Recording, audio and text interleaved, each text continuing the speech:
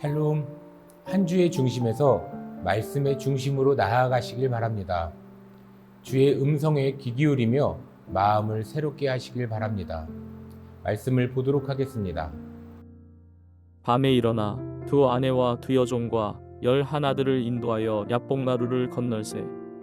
그들을 인도하여 시내를 건너가게 하며 그의 소유도 건너가게 하고, 야곱은 홀로 남았더니 어떤 사람이 날이 새도록 야곱과 씨름하다가 자기가 야곱을 이기지 못함을 보고 그가 야곱의 허벅지 관절을 치매 야곱의 허벅지 관절이 그 사람과 씨름할 때에 어긋났더라.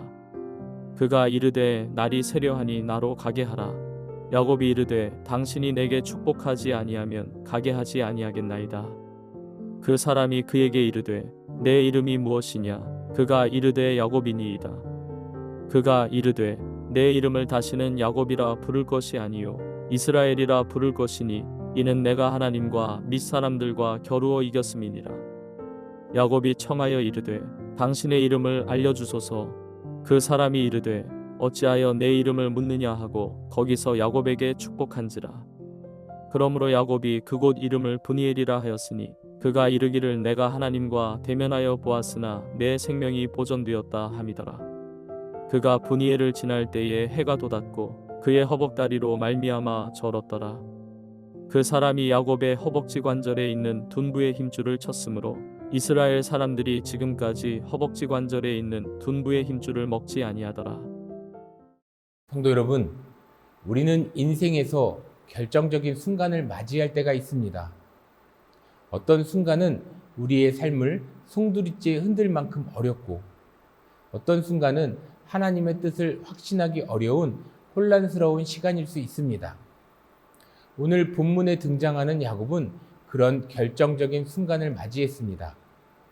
형 에서와의 재회를 앞두고 극심한 두려움 속에서 그는 야복강가에서 홀로 남겨졌습니다.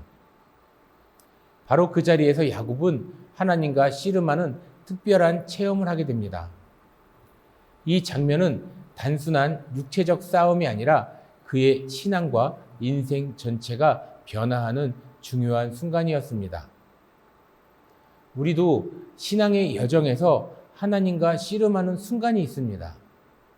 오늘 말씀을 통해 간절한 기도와 씨름하는 기도의 중요성에 대해 함께 나누고자 합니다. 첫째로, 하나님과의 씨름은 내 힘이 아닌 하나님의 은혜를 의지하는 과정입니다. 야곱은 평생 자기 힘과 지혜로 살아왔습니다. 형 에서를 속여 장자의 명분을 빼앗았고 외삼촌 라반과도 끊임없이 속고 속이는 인생을 살아왔습니다. 하지만 그 방법이 더 이상 통하지 않는 순간이 온 것입니다. 그러나 이제 그는 감추고 숨기던 자신의 실체를 하나님 앞에 내어놓으며 진실한 고백을 하는 순간이 오게 된 것입니다. 이것은 하나님께서 야곱에게 주신 중요한 교훈입니다. 야곱이 자신의 힘과 계략이 아닌 하나님의 은혜를 의지할 때 비로소 축복을 받을 수 있다는 것입니다. 오늘날 우리도 하나님과 씨름하며 살아갑니다. 그러나 결국 우리의 힘이 아니라 하나님의 은혜가 우리를 붙드시고 변화시키고 있다는 사실을 믿으시길 바랍니다. 성도 여러분, 어떤 상황에서 살아가고 계십니까? 극심한 두려움 가운데 살고 있지는 않으십니까? 아니면 가족에 대한 염려, 근심, 걱정 가운데 살고 계신 것은 아니신지 생각해 보시길 바랍니다. 때로는 배우자 때문에, 자녀들 때문에 괴로워서 낙심할 때가 있습니다. 사건과 상황을 나열하자면 끝도 없을 것입니다. 그러나 우리가 의지할 수 있는 것, 우리가 기댈 수 있는 대상이 하나님이라는 사실을 잊으시면 안 됩니다.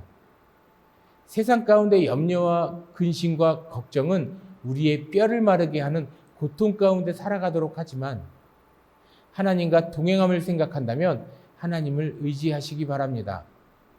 하나님을 온전히 신뢰하는 삶을 살아야 한다는 것입니다. 둘째로, 하나님과 씨름할 때 우리의 정체성이 새롭게 됩니다. 야곱은 하나님과 씨름 끝에 이스라엘이라는 새로운 이름을 받았습니다. 야곱은 속이는 자라는 의미였지만 이스라엘은 하나님과 겨루어 이긴 자라는 뜻입니다. 하나님과의 씨름은 단순한 갈등이 아니라 하나님께서 우리를 변화시키는 과정입니다. 성도 여러분, 우리도 때로는 야곱처럼 하나님 앞에서 기도하며 씨름하는 시간이 필요합니다. 그 과정을 통해 하나님께서는 우리의 정체성을 새롭게 하십니다. 나는 누구인가? 나는 하나님의 자녀로 살아가고 있는가? 이런 질문을 던지며 하나님 앞에 나아갈 때 우리는 진정한 변화를 경험하게 됩니다. 그리고 하나님 앞에서 나의 정체성을 확인하고 하나님의 사람으로 변화되는 삶을 살아야 합니다. 그동안은 나의 힘과 나의 경험에서 살아왔지만 이제는 하나님께서 이끌어 주시고 동행해 주시는 삶을 살아야 합니다. 하나님을 의지할 때 우리의 삶에 하나님께서 주도적으로 역사하신다는 사실을 잊지 말아야 합니다. 셋째로, 하나님과 씨름한 후에는 새로운 걸음을 내딛어야 합니다. 31절을 보면 야곱은 하나님과 씨름한 후 다리를 저는 상태가 되었습니다. 이것은 야곱의 삶이 완전히 변화되었다는 증거입니다. 이제 그는 더 이상 자기 힘으로 살지 않고 하나님을 의지하는 삶을 살게 된 것입니다. 성도 여러분, 우리도 신앙의 여정에서 하나님과 씨름하며 변화를 경험한 후 믿음으로 한 걸음을 내딛어야 합니다. 하나님과의 씨름은 단순한 사건이 아니라 새로운 삶의 방향을 제시하는 것입니다. 야곱이 결국 형 에서를 만나 화해했듯이 우리도 하나님과 씨름한 후에는 하나님이 원하시는 삶을 살아가야 합니다. 또한 하나님과의 만남 이후 우리의 삶이 변화되었음을 보여주는 믿음의 실천이 필요합니다. 먼저 하나님을 붙들지 않으면 살 수 없는 인생입니다. 하나님의 능력으로 사는 성도가 되어야 합니다. 삶의 우선순위가 하나님이 되시기를 바랍니다. 결론을 내리겠습니다. 성도 여러분, 우리는 종종 야곱처럼 인생의 두려운 순간을 맞이합니다. 그러나 그 순간이야말로 하나님과 씨름해야 할 때입니다. 하나님과 씨름할 때 우리는 내 힘이 아닌 하나님의 은혜를 의지하는 법을 배우고 우리의 정체성이 새롭게 되며 새로운 걸음을 내디딜 수 있습니다. 오늘 우리에게도 하나님과 씨름해야 할 순간이 있을 것입니다. 삶의 문제 앞에서 포기하지 말고 하나님 앞에서 끝까지 매달려 기도하시길 바랍니다. 그리하면 하나님께서 우리를 변화시키고 새로운 삶으로 인도하실 것입니다. 기도하겠습니다. 사랑의 주님, 늘 우리가 어떤 문제 앞에서 하나님과 씨름하며 기도할 수 있는 힘과 능력을 주시옵소서. 그리고 주님께 매달리고 맡길 때 다 변화될 수 있도록 도와주시옵소서. 모든 것 내려놓고 주님께만 맡기고 우리의 삶의 우선순위가 주님이 될 수 있도록 은혜를 더하여 주시옵소서. 예수 그리스도의 이름으로 기도를 드립니다.